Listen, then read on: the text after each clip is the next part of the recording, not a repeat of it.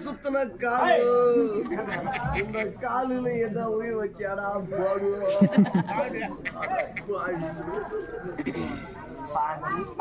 நூறு நாள் வேலைக்கு போய்ங்கிறியா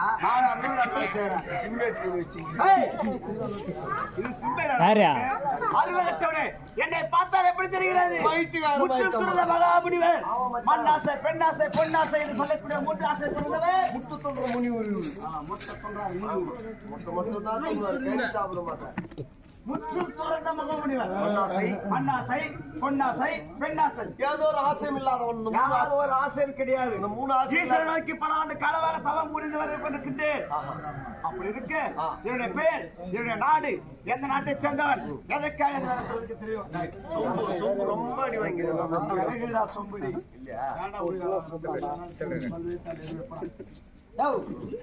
மாமா சுகரா